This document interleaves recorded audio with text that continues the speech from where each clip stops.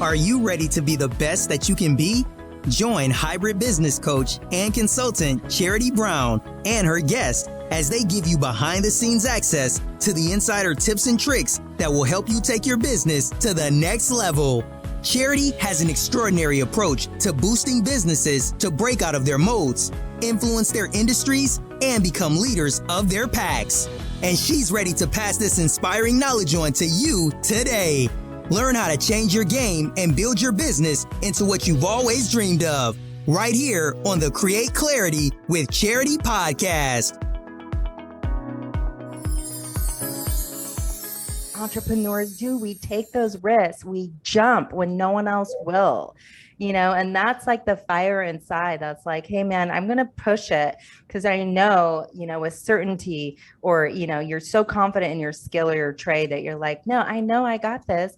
And that's what it takes. I think that real clear, knowing that you've got a skill and it's valuable. And from that point of, being able to have good mentorship, work for an amazing corporation that was, hey, we're going to teach you the best tools that you will ever need in life. Like, these are like tools and skills that you can take on and that you can share with many people. And that was like a huge gift, but you paid for it in sweat equity and years of dedication, right? But that is what it takes. Yeah, and I learned some of the lessons also of what not to do, right? So it wasn't just, understand the funding source before you sign a contract, know where your money's coming from, things of that nature, or, watch your project P&Ls, all, cash flow is managed this way. There was all those great lessons, right? But there was also some lessons about ideology of business and what and how you make your money, right? If you have a plantation mentality that, you're lucky to work for me, well, that's not going to work in the labor business, because we're based on productivity. How do you get somebody to physically work harder, right? If you go into the gym and you have a trainer and the trainer pushes you to physically work better, maybe it's because you're trying to get in shape, maybe it's health related, you got that person pushing you, right? You have a reason. You have to think about that for your employees. What's their reason? For me, it was pride, because I wanted to be the best. I wanted to blast more than the guy next to me, no matter what, even if it killed me.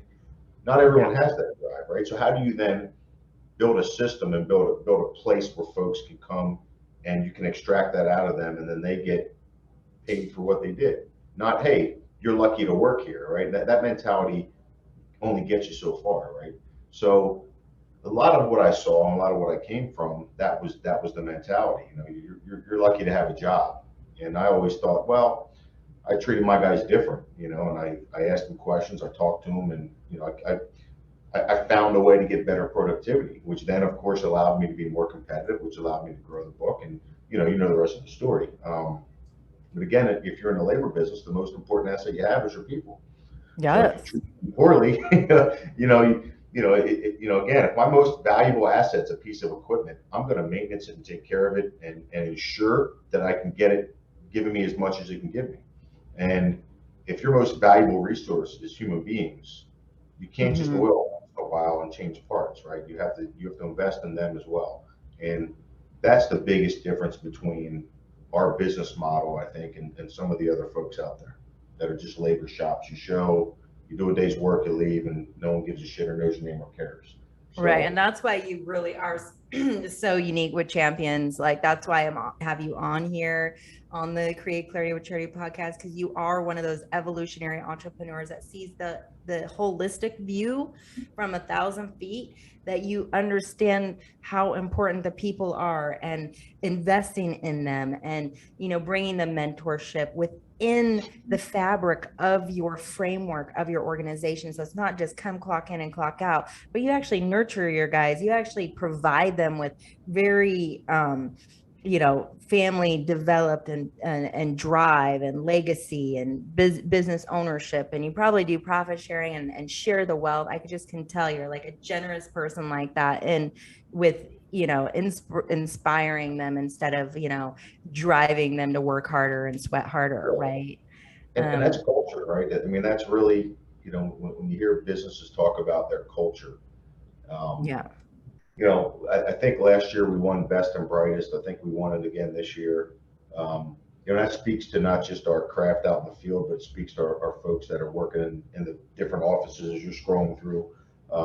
Here at Corporate where I sit for New York City, we've got crews spread all over the globe, and it's really difficult to maintain that culture when you're dealing with folks that are, in completely different time zones, completely, and even Guam, you're on Guam. How do we share that culture with our folks in Guam? It has to be part of the system and the way you do business. It can't be that you just say it at the high level and you don't pass it down through the ranks, right? So Right. the executive team here has worked very hard to ensure that we maintain this culture that we've developed. That there's, like I said, there's 6 executives within the organization. Carlos Hernandez, who sits next to me, my brother Dwayne Hough, who sits here as well. We have Tony Marischak in New York, Jeff Gibbons in Lakeland, Florida, and Doug Page in Atlanta. Those 6 individuals are why Champion is what it is.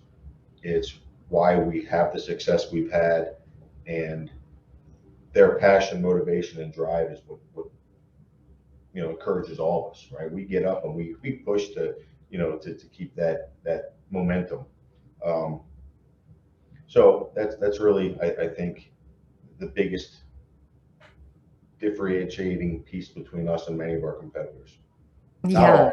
Not all. Some of our competitors have very like principles, and we tend to kind of end up working with those folks. Yeah, because it really is stemming from that vision of culture, camaraderie, like altruism, kind of, I'll wash your hand, you wash mine, giving, bringing in the, your team of people that understand the field to the core, and assuring that the people that are working for you, feel the value and feel valued, and that it's not just, labor busting experience. Yeah. We have an annual leadership meeting. Typically it's in Fort Lauderdale, beginning of the year. And we bring every leader. If you're a soon to be aspiring kind of on the deck foreman, superintendents, general superintendents, project managers, all the admin staff, everybody comes together, and it's, call it 200 people. We all come together and we spend a weekend talking about different leadership principles. We want to hear everyone's perspective, and we also want everyone to meet each other every year, because the folks, say, in New York City may never run into the folks in the military division that are working, some remote island in the South Pacific. And when that happens, it's interesting because you really see the culture has taken on a life of its own, and all the executive level folks can just kind of step back and you see it happen, and it's something magical. And the second that doesn't happen, we've got a major problem, right? So that's really what I look for every year, more than anything, more than the attendant really getting conceptually what we're talking about, more than all the decks we put together and all the presentations and all that shit's great. But what I look for at the end, say on a Saturday night, is to see that cohesive culture there and working. Because I know if that's there, all the other stuff will fall into place, right? I mean, everything else is just a procedure, an SOP, or whatever. If that's not there, we've lost the people, and that's what you can never forget. Yeah. And that, I mean, I really love the mindset, the mindset and the passion and the drive that you guys really put into your people. On the last conversation, we talked about a lot about, your team motivates, and you have certain systems, and, don't be a slave to the business, and you have certain principles that you really instill in a core level that's so fundamentally strong that keeps people to stay with you for decades and long-term time, because it really is a mindset shift when you're nurturing and taking care of your staff and your people, and giving them that second chance of hope, giving them the tools to feel like they have the authority in their position to do what they need to do and to do it the best. And that all starts at that core level of, your admin staff, your HR staff, implementing all these processes and controls, implementing a process where, everyone's getting paid timely. No one's feeling resentful because their paychecks bounce or because people are like not getting paid the right amount. Like, you got to have those core fundamentals dialed into your business to help people trust you and stay with you, along with giving them, the ability to be accountable to goals and setting benchmarks and setting targets for them to continue growing while they're with you. Yeah, and I've got all these little kind of catchphrases I layer into our culture, and one of them I've had since before Champions. I always said, you have to give people the tools and the authority to do their job, and then hold them accountable, right? And I see many businesses, they'll give the tools with no authority, they'll give the authority with no tools. And when I say tools, I don't mean a hammer. Maybe you have someone that's got the authority to be a project manager, but they don't have the tools personally to do it because you've not trained them, right? So give them the tools, and sometimes it is tools. If it's a foreman, maybe he needs a certain piece of equipment. If he doesn't have it, he can't be successful. So how can I then hold him accountable, right? Right. So part of that also layers into setting those goals and setting those,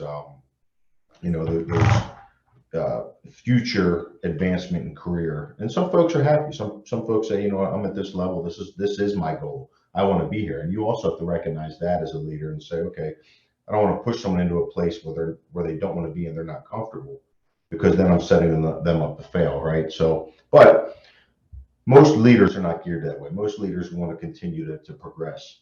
And what we say there is, find your replacement and train them, right? If you're a foreman, find who's going to replace you and train them, because maybe you're going to become a superintendent, right? Or maybe that person will just become a foreman and be your peer. But always be looking for your replacement and always be training. And that goes back to that mentor, right? And I heard a term, I really didn't care for it initially, but it's grown on me a little bit, reverse mentor, right? I think a mentor is just a mentor. But when they say reverse mentor, the folks that I heard it from were specifically talking about some of our leadership that maybe is not part of that tech age and isn't as tech savvy. And you see the younger guys coming in that are really tech savvy and understand, iPads and iPhones and IT, and they're teaching some of the older guys that maybe came from a time where you just had a pen and a paper. And we see a lot of that, and it's amazing, because most all of our quality control documents, safety documents are all done on an iPad. We guys that when we hand them an iPad didn't even know how to turn the thing on, right?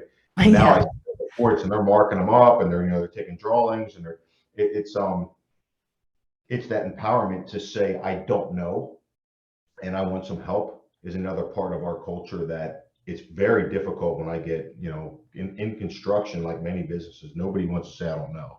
And trust me, every one of my foremen, they're the best there is. If you don't know, just ask them, right? They'll tell you. Yeah. But them to say, I don't, here's an iPad. The first response is, I don't need that shit. I'm not a tech guy, right? Well, hold on a minute. Let's make your life easy, right? For me, I'm not spelling's not my strong suit. I get by, but having spell check really is a useful tool for me. And if I didn't say, oh, there's my brother and my mom. If I didn't say I wanted to, advance my technical capabilities with computers and technology, I wouldn't have that capability to utilize this great tool, spell check, right? So I often tell the guys, hey, look, I don't care how you spell, I don't care about your grammar, I care about the data. Get me the data, because that's what we need. So that's that mentoring both ways. It's not just we mentor a young guy coming in and say, here's how you blast, here's how you paint, here's how you run a job, any of those things.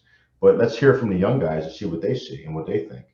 And it's no shock to me that many of them had some really great perspective that we've adopted, right? I mean, if you look at our organization, we're not paperless, and I don't think we have the capability to be paperless. But because of some of the young folks, my oldest son Trayvon included, he very tech savvy, and he comes in and helps with some stuff that I said, oh wow, we've had 3 years, 4 years of doing it that way, and now you've offered a different perspective, and we've all adopted it, right? So, my sister is a project manager for us, Nice. And she's working right now with our safety department. Today, I don't like the way this was set up. I think we need to completely start over. Normally, I would say no, but this again is a web-based site that her generation's very proficient, and the gentleman that set it up initially is not.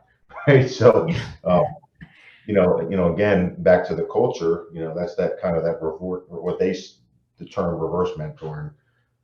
You have to be Yeah. open-minded, you know. That's amazing. And that's so true. We can learn so much from each other. And that's the most important thing, to really realize that, reversing that could be very effective in many ways, and showing them they have value as well, and giving them the opportunity to prove that. And, a lot of other, just like what you're saying, taking the initiative to really, like, have your family and friends helping you in your business at a core level, fundamentally. I mean, you've created a huge family business, essentially, that's in, like, all global, essentially. And, finding the right fit, knowing where people belong, delegating them to be in charge and have the authority to make decisions and use the tools that you provide them. And that's key, because that's where the execution gets sloppy in a lot of corporations. The execution of giving your employees the right foundation to be successful could be a sloppy handoff. And that's when everything goes sideways. And it seems like you guys have that so dialed in that, you are creating the best leaders. I mean, if you have 200 leaders at your summit every year and are celebrating them, then that is a huge accomplishment. And, giving them the tools to mentor their teams, because all those 200 guys have teams underneath them that they're steering to be the best. And that is really at the core level. I think people really want to know, how do you get to 9 figures? Well, it really takes that sort of, framework in the fabric of the organization. The care factor has to be present, the mind body connection, understanding that safety is huge, caring about your staff and their wellness and their safety, and, developing projects where they can do, I mean, the things that you guys do are massive. So there has to be a huge level of concern when it comes to, treating your guys good and making sure that they are protected at all times, and making people feel safe, because you could see how very unsafe that could feel if they don't have the proper training and you don't have the proper protocols, and really keeping people, in a place where they feel like they're going to be okay when they come home. Well, when you speak to safety, I have a personal connection with safety as well, because I was hurt on the job in Philadelphia, and I was medevaced, off of the job. So, Oh, wow. I'm the 0.1% equipment failure injuries, right? Most workplace injuries are related to worker issues. You did something. Mine was both. I was working in a place with a piece of equipment that malfunctioned and hurt me, but also I wasn't tied off and I fell into a tank. So, it was my fault. Wow. But again, take that finger and point it back at yourself, right? I didn't do equipment checks, and I didn't properly follow safety protocol, and as a result, I got hurt. Came back, went right back to work, never had an issue. I mean, I was home for a little bit, driving my wife nuts, but other than that, the most valuable piece of knowledge I achieved was what it means to get hurt at work. I was off, I was thankful I was alive. So my first thought was, thank God I'm alive. My second thought was, how do I make sure this never happens to anyone else? Yeah. So, our business now, and again, these are construction related numbers, but our AMR is, I think, a 0.52, which in our business is super low. If you're a startup and you start a business, you're a 1, right? Oh, wow. And that rating is based on insurance premium paid versus claim monies paid, right? It's how they come up with that number. Oh, wow. In our space, it's very low. We're a high risk business. We walk high steel, we sandblast.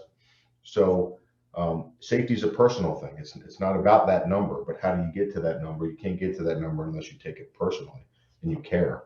And we do. And we've got a safety director that works very hard to, again, go back to what you had highlighted, and you're spot on, training and investing in your people, right? If you teach your people how to be safe, that's really twofold. One is giving them the knowledge. Two is explaining to them, you work in a dangerous environment. It's your job to make sure that you stay safe, right? Safety starts with you, and that's what we do. I mean, like I said, you see from some of the photographs, you have pulled up currently, there's not much we do that's not up in the air. I mean, you got a bridge in Washington, you got the Atlanta airport. That's the Manhattan Bridge right there with the guys looking down. That's the Atlanta Stadium there with the guys on ropes. So Wow. yeah, most of what we're doing is up in the air, right? So we're Yeah. It's and that's like, I mean, it almost looks like they are skydiving. Okay, they're so far up there, and to know that, they're okay, safety protocol. I mean, from these huge roofing projects to construction to the nuclear projects you work on, all the military jobs. And if you scroll down a little bit there, you'll see there's a couple young guys standing. That's in Washington State there in that brown jacket. That's my youngest son, Bailey. So, Oh, nice, right here. I worked out in the field. Bailey is out in the field now. So, That looks like RTD2. It is. It's one of our bulk blast pots. It is. Yeah, I don't know. Sometimes I get, I'm up too late and I do crazy shit. But our shop manager pulled that together. Josh, he loves it. That's awesome. The problem is he doesn't want to send it out to work. Now he wants to keep it in the shop. But but back to safety. I mean, I was out there. My family's out there. Carlos, his son, has worked out in the field. So, we put our money where our mouth is. Our kids are out there working, and they're following the same protocol, and they're not treated like the boss's son. They're out working. So.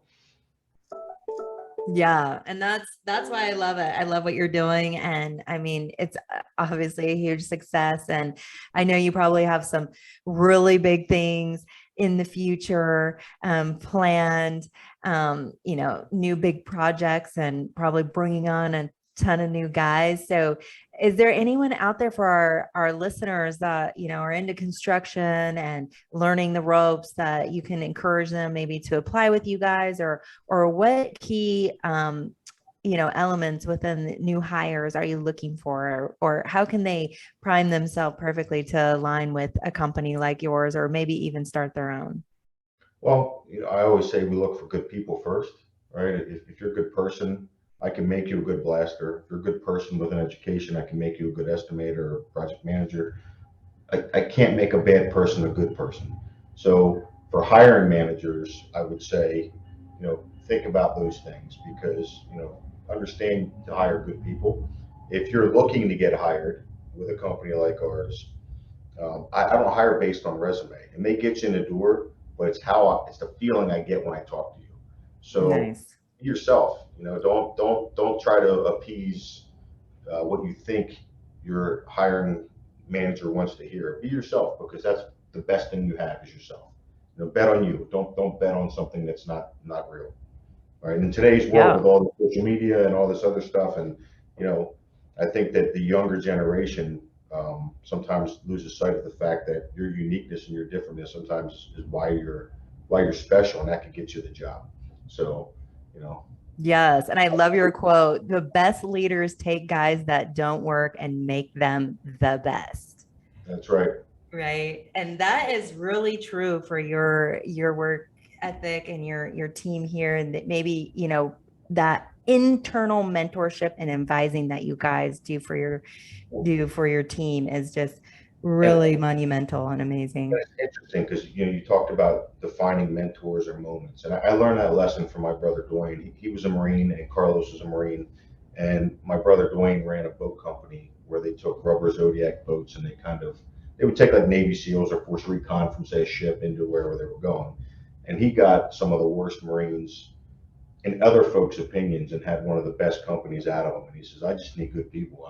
I'll make you a good Marine. I'll make you good at whatever I need you to be good at if you're a good person.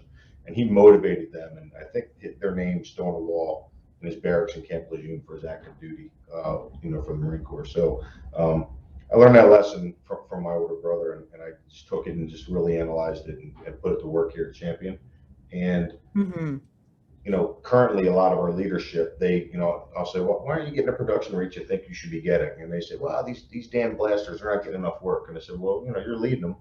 How can you get them more work? Have you looked at their equipment? Have you looked at their morale? Have you looked at their access? Have you done everything you can do to improve their productivity and lead them properly? And every single time I ask that question, the response is an honest one. No, I haven't, but I'm going to. And after all that, if you're not getting what you need to get. It could be that the person maybe just, you need to be honest with them. This isn't for you, but here's a place maybe you can be more valuable, or here's an industry that works for you. Let me help you.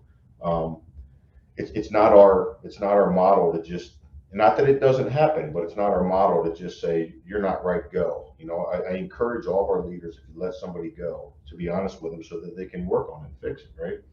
Yeah, telling them the why am I not working? I mean, it's like the best advice you can get is if someone's letting you go, they're going to tell you why. And they may be pissed, but they're gonna hopefully go home and think about it and reflect on it and say, well, maybe physical labor and working out in the trades isn't for me, but I'm really damn good at talking, so maybe I should get into sales. So Yeah. and I don't think that's a champion requirement. I think that's a human being and societal requirement, to be honest with people.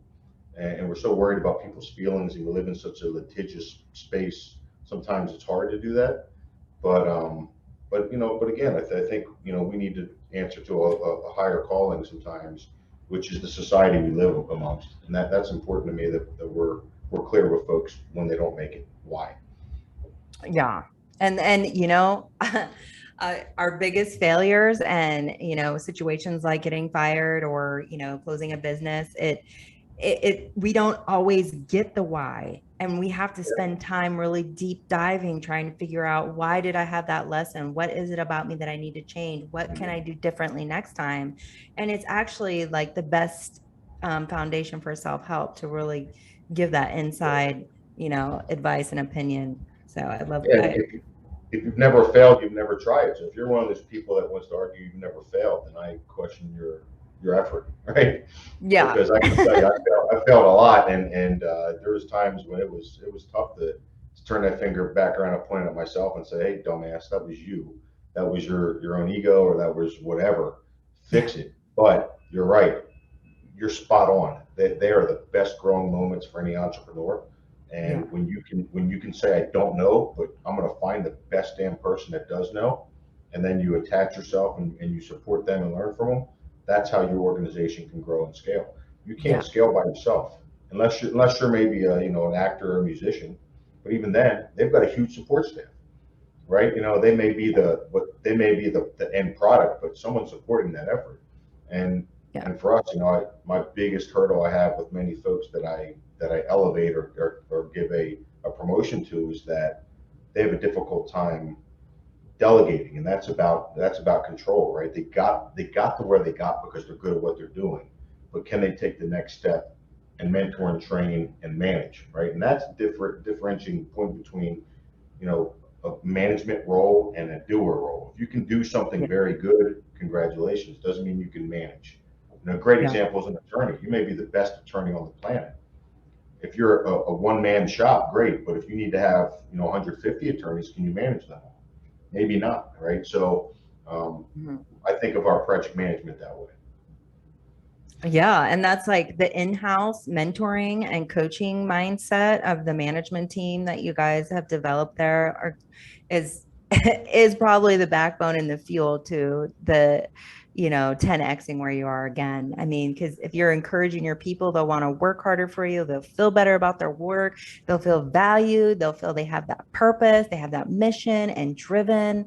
And, you have to instill that into people. People in labor industries literally forget about people, the human element. They just think we're like, people are machines, and just really dialing into the realness. And I love that you guys do that. And everyone needs to know more about that and how to get their business in alignment with that, really looking at the core foundation of the people and how they're managed. Yeah, I don't think there's anything worse than, somebody saying, as in a management role, you should get X, period, end of discussion. You should have sold X, you should have performed X. Yeah. Let's talk about what it takes to get to X, and if you didn't get to it, how do we get there, right? Because human beings, when told go get X, they may get it, but it's going to be sloppy. It's not going to be what you wanted. They're going to say, well, you told me to do it. So, I really believe in empowering people that if you have a goal for them, whatever that goal is, what's your vision to get there? So you can explain, this is how I see us getting there, and give them the capability to rebut and tell you why they think you're right or wrong. and have that discussion. And it doesn't mean you say, you know what, you're right, we can't do it. Never, that's never the answer. But sometimes the answer is, okay, I've taken your input, and now let's figure out how to get there, right? I never say, yeah, it's okay, we're not going to get there, but we're going to get there together. And that takes hard work. It takes mentoring, like you had said, and sometimes it takes reality checks with your folks to say, look, you know, this is the job, this is what it takes, and if you want to succeed, we're going to get there. But I don't believe in you're going to get there alone. We, as a team, are going to get there. You don't work for me, you work with me. Even if I'm the person of authority, we're still working together, right? If this is a dictatorship and it goes bad, there's only one person to blame, it's myself. And if we succeed, there's only one person to credit, it's myself. But I can promise you, most cases in dictatorships, you do not succeed. You fail. So you need that team behind you, and they need to see your vision, and you need to properly show and mentor that vision. It's not something that, you know, unfortunately people can't read minds yet. You know, when they can, all this shit will go away and we'll just walk around and not have to communicate. But until then, communication is such a key component to your success. You know, as a lot of folks that are owner operators that aren't good communicators will say things like, well, why the hell did they get this done? Well, did you tell them? Did you explain to them your vision? Did you know? And a lot of my leaders are that way. Oh, they told the guys to do this. Did you tell them why? Because communication isn't just about you one way; it's two way, right? And you know, Carlos many times at our leadership meeting speaks to communication, and he has a term actively, and it's not his, but he uses it often. Actively listen, right? Communication isn't just about the one talking; it's about the one listening. So many cases, the communicator is doing a great job, but the person that you're communicating to is not listening. And that's when you want them to tell you back, do you understand? Tell me, right? Like military back and forth. And usually that's Carlos's discussion with our team is about how to properly communicate. Sorry about the phone. Awesome. Yeah, well, I probably have, you know, ran out of time here with all this amazing insight from you and advice. I know our audience is probably like just nodding their head, like, yeah, that's the kind of company I want to work for. That's the kind of company I want to own, you know, because it does have to come from that personal level. Like you said, with the safety, you take it personally. You also take it personally when people are treating your staff bad on the sites, you know, you take it really personally, then you really care and you have that genuine care factor. And that's how you build, is really, you know, not just looking at the monetary gain. I mean, having a Bentley and, you know, having an amazing family and they have everything and, you know, money's good, but also being able to walk in the building and be respected and honored and valued and looked at like, man, that man's made it happen for me is worth so much more than that. And if you want that Bentley, do the right thing, even if it's at a cost sometimes. Yeah. Because I can tell you, doing it the wrong way, maybe you'll eventually get there, but it won't mean as much and it won't last. So, in my advice, if you want to hit those financial goals you have, always do the right thing because that pays dividends. Doing the wrong thing will always come back. So, on a parting note, I think that's a hopefully some good advice to my colleagues, both within Champion and the folks outside of Champion. Yes, that is the truth right there. And you'll sleep a lot better at night too. And that's so important for you CEOs out there to get that good rest and to be able to sleep at night by the decisions you make for your business, your staff, your team, and you know, just living on that higher level of existence and giving people that opportunity to do the same thing is really awesome. I love what you're doing there at Champion. And Kyle, it's been such a pleasure having you on the show, and we will definitely have to do this again. And we're looking forward to any new huge projects that you might be working on. Great. If you want to, you know, come back on the show and we'll talk about new projects, maybe new states. You're going to have new corporate offices and we can help recruit some amazing skilled tradesmen for you.